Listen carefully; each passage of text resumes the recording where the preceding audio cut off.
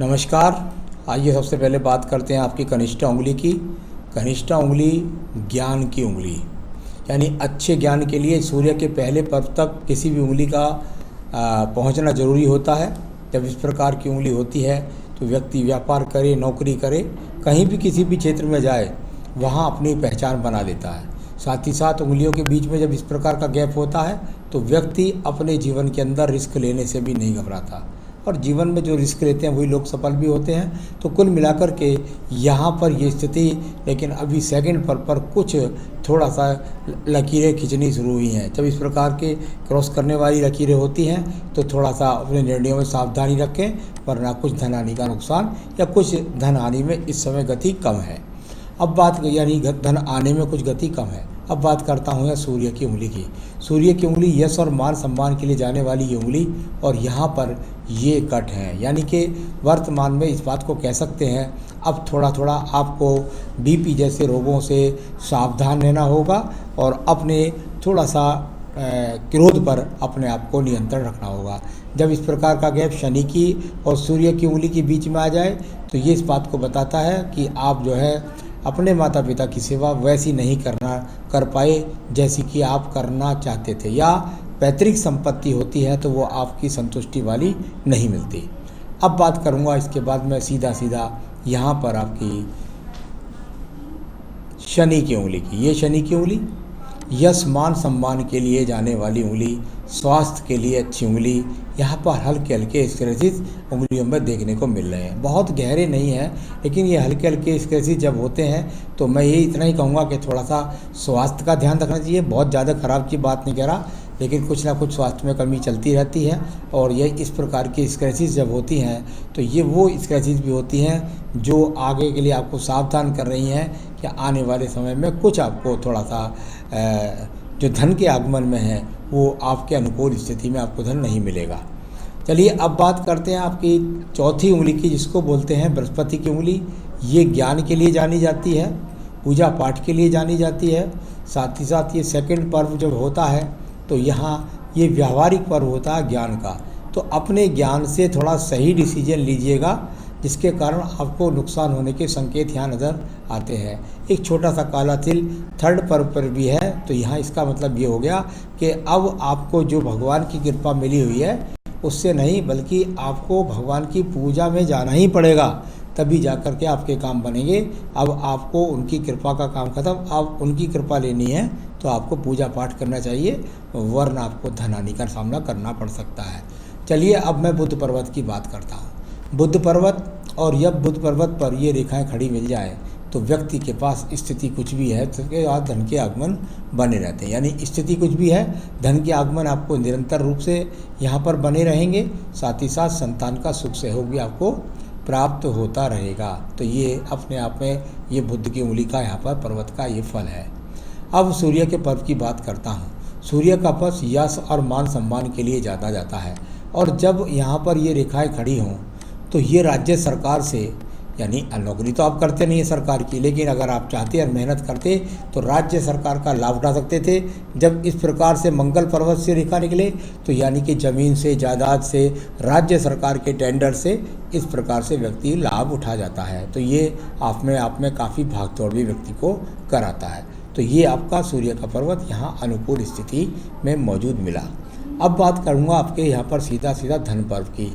धन का पर्व और जीवन के अंत समय तक, यानी कि आपकी 55 साल की उम्र से लेकर के और लास्ट समय तक यहाँ आपके पास धन के आगमन निरंतर रूप से बने रहेंगे। देखिए एक बात का हमेशा ध्यान रखिएगा, जब मैं इस बात को बोल रहा हूँ तो कभी कभी क्या होता है, मेरे पे कितने लोग ऐसे आते हैं, मैं उनसे कहता हूँ भाई अब तुम्हारी धन की जो है ना स्थिति कुछ कम हो गई है। अरे नहीं गुरुजी, मुझे तो लाखों रुपए का इस समय नुकसान हो गया, करोड़ों का। तो करोड़ों रुपए की कमाई जब उस व्यक्ति की लाखों में बदल जाती है तो उसे वो नुकसान मानता है। तो ऐसी स्थिति आपके आने वाले टाइम में कुछ दिख रही है तो उसको ऐसा मत मानिए, किसी भी स्थिति है धन के आगमन आप पर बने रहेंगे। तो यहाँ अब ये हो गया, अच्छा है, ठीक है, अनुकूल स्थिति है जो बुढ़ापे तक आपको सिक्योर करती है। आइए बात करता हूँ बृहस्पति के पर्व की।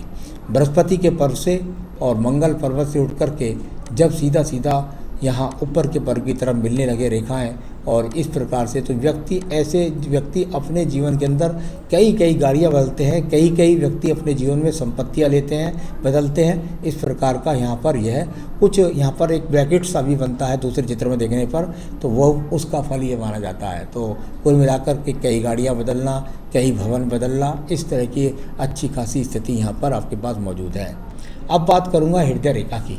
हृदय रेखा और हृदय रेखा पूरी तरीके से बृहस्पति पर नहीं पहुंची, थोड़ा शनि पर पहुंची, तो अच्छी बात है। कलयुग के अंदर शनि तक ही पहुंचना ज़्यादा अच्छी बात मानी जाती है। यानी कि आप अपने दिमाग को अपने मतलब के लिए इस्तेमाल करता है ऐसा व्यक्ति। यानी कुल मिलाकर ऐसा कह सकते हैं कि मौका देख के चौका लगाने वाले, यानी कि कुल मिलाकर आप मौके के साथ अपने मन का, अपने हृदय को बदल लेते हैं। बहुत ज़्यादा सॉफ्ट किस्म के व्यक्ति नहीं हैं, लेकिन कुल मिलाकर मौके के अनुसार अपने आप को चेंज कर लेते हैं। तो ये अपने आप में अच्छी बात है। कोई बहुत बड़े रोग की यहाँ पर स्थिति अभी नज़र नहीं आ रही है। चलिए अब मैं बात करता हूँ आपके सीधे बात यहाँ मंगल के पर्व की। मंगल का पर्व और ये मंगल पर्व से जाने वाली रेखाएं जब इस प्रकार से किसी भी व्यक्ति को निकले तो ये अपने आप में वो स्थितियां हैं, यानी कि व्यक्ति संघर्ष करता है, यानी आलसी किस्म का आदमी नहीं है, आज भी कर्म करने वाला व्यक्ति है। लेकिन कुछ रेखा यहाँ काट रही हैं, तो इसका मतलब होता है कि अब आगे वाले समय में थोड़ा सा आपको सावधानी रखनी है। कहीं ना कहीं आपको आर्थिक रूप से टेंशन और साथ ही साथ व्यापारिक गति में कुछ कमी का सामना करना पड़ेगा। तो यहाँ थोड़े से क्रॉस बन गए हैं, कोई चोट फेंट का भी संदेशा लगता है, तो कोई बहुत बड़ी चोट की बात नहीं कर रहा हूँ। अब बात करते हैं हम आपकी बुद्धि रेखा की। एकदम बैलेंस के साथ बुद्धि रेखा आपकी चल रही है। अगर मैं कहूँ तो भी बहुत ही बैलेंस के साथ में जब बुद्धि रेखा चले तो व्यक्ति बिल्कुल जीवन का बैलेंस बना करके चलता है। यानी कि एकदम गिरना, एकदम उठना, ये सब अलग इनके नुकसान वाले फ़ायदे होते हैं। यानी बैलेंस में चलने वाली जो बुद्धि रेखा होती है, ये व्यक्ति को जीवन के अंदर सफलता दिलाने के लिए मानी जाती है। यानी आप बुद्धि का सही समय पर इस्तेमाल करें। मंगल पर्वत तक जा रही है, यानी कि टेक्निकल कार्यों के द्वारा, जमीन के कार्यों के द्वारा, राज्य सरकार के कार्यों के द्वारा व्यक्ति सफलता प्राप्त करता है। तो ये आपकी बुद्धि रेखा अच्छी हुई। मुझे द्वितीय मंगल पर्वत पर किसी प्रकार के झगड़े झंझट मुकदमे की रेखाएं नज़र नहीं आ रही। तो यानी कि वर्तमान में किसी झगड़े झंझट की कोई स्थिति नज़र नहीं आ रही। अब बात करूँगा इसके बाद में सीधा यहाँ पर चंद्र पर्वत की। चंद्र पर्वत को ज़्यादा अनुकूल इसलिए माना जाता है कि चंद्र पर्वत कारक होता है व्यक्ति का स्वयं का, यानी व्यक्ति स्वयं चंद्रमा है। यानी खुद व्यक्ति कहते हैं ना चंद्र कुंडली देखना, यानी कि व्यक्ति की चंद्र कुंडली देखना। तो ये चंद्र कुंडली जब मैं आपकी देखता हूँ तो यहाँ पर किसी भी प्रकार का ऐसा कोई चिन्ह नहीं है जिसके द्वारा मैं आपको मानसिक डिप्रेशन का शिकार बता सकूँ। कहीं भी कोई मानसिक रोग नहीं है। मानसिक रूप से बहुत मजबूत है, माता भी आपकी बहुत मानसिक रूप से मजबूत रही होंगी। तो ये चंद्र पर्वत साथ ही साथ व्यक्ति पानी से नहीं डरता है और पानी पीने का अधिक शौकीन भी होता है, या पेय पदार्थों का पीने का अधिक शौकीन होता है। तो कुल मिलाकर ये चंद्र पर्वत यहाँ पर किसी रोग को नहीं दिखला रहा है, तो अच्छी स्थिति है ये। अब बात करते हैं आपके पास व्यापारिक रेखा की। देखिए ये व्यापारिक रेखा और बिल्कुल अनुकूलता के साथ में बुध पर्वत पर पहुँच गई। यही तो चाहिए। एक व्यापारी को भाग्य रेखा से निकल करके कोई मजबूती के साथ रेखा यदि बुध पर्वत तक पहुंचती है तो उसके अंदर व्यापार के गुण कूट कूट कर भरे होते हैं। इस बात को ही सिर्फ समझिए। बाकी तो दशा महादशाएँ, हाथ में खींचने वाली रेखाएं, ये सब बताती हैं कि व्यक्ति के जीवन में उतार चढ़ाव कब आएगा। लेकिन आप में तो गुण पूरी तरीके से विराजमान है।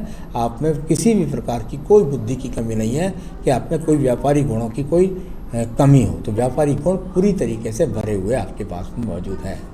अब बात करेंगे हम इसके बाद में आपकी भाग्य रेखा की।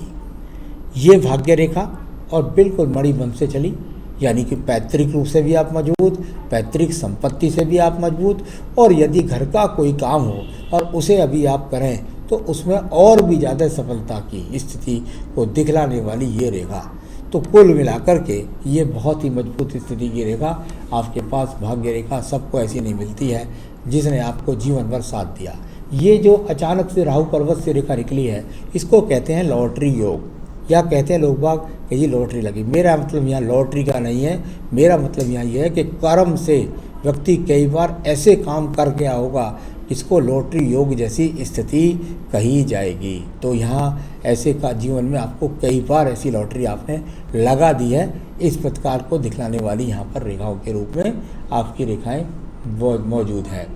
चलिए अब मैं बात करूँगा यहाँ से आपको सीधा सीधा आपके शुक्र पर्व की। शुक्र पर्व किसी भी प्रकार से कहीं भी कोई खराब रेखा इस शुक्र पर्वत पर नहीं है, ना ही किसी प्रकार का कोई बहुत भारी ऐसा नहीं दिखता कि आपको कोई जीवन के अंदर संसाधनों की कमी है। तो यहाँ कुल मिलाकर अच्छे खासे संसाधन भी आपके पास में मौजूद हैं। तो यहाँ कोई विशेष खराब रेखा नज़र नहीं आ रही। संतान सुख सहयोग की बात करें, बृहस्पति पर्व सही, बुध पर्व सही, साथ ही साथ संतान रेखाएं भी दिखलाई पड़ती हैं। 2 से 3 संतान रेखाएं, बाकी ये पत्नी के हाथ से ज़्यादा पता लगता है और उनका संतान का सहयोग भी आपको मिला हुआ है। तो सारी रेखाएं पर्वतें मैंने आपकी पढ़ी हैं। कुछ रेखा मैं बोलता हूँ, देखिए ये रेखा यहाँ पर आपको नज़र आएगी, ये प्रगति की रेखाओं के रूप में गिनी जाती हैं। यानी कि ऊपर की तरफ चलने वाली रेखाएं जब व्यक्ति के जीवन में होती हैं तो उनको कहते हैं प्रगति की रेखाएं, और जब आड़ी कर चलने वाली रेखाएं होती हैं तो कहते हैं थोड़ा नुकसान की रेखाएं। कुछ सवालों को लूँगा, उसके बाद मैं जवाब दूंगा आपकी बाकी जो स्क्रेचिस करने वाली रेखाएं हैं इनके बारे में। तो चलिए, आपने पूछा गोल्डन पीरियड के बारे में। देखिए आपकी उम्र इस समय 60 साल है। जहाँ मैं गोल्डन पीरियड की बात करता हूँ तो अभी जो पिछले वाला आपका समय गया है ये बहुत अच्छा समय गया है। यानी मैं समझता हूँ जो पिछला समय गया है वो किसी गोल्डन पीरियड से कम नहीं था। तो आपका पिछला जो 15 से 16 साल के गए होंगे समय, और भी थोड़ा ज़्यादा हो सकता है, तो वो बहुत अच्छा समय गया है आपका। वो आपका सबसे बेहतरीन मेरे हिसाब से गोल्डन पीरियड है। अब मुझे लगता है थोड़ा सा कि आपको हो सकता है 7-8 साल थोड़ा संघर्ष में निकले और उसके बाद फिर अनुकूल स्थिति दोबारा से आएगी। यानी संघर्ष से मेरा मतलब है थोड़ा आमदनी में कमी, बस इसको इतना ही समझिए, बहुत बुरी बात मैं कुछ नहीं कह रहा हूँ।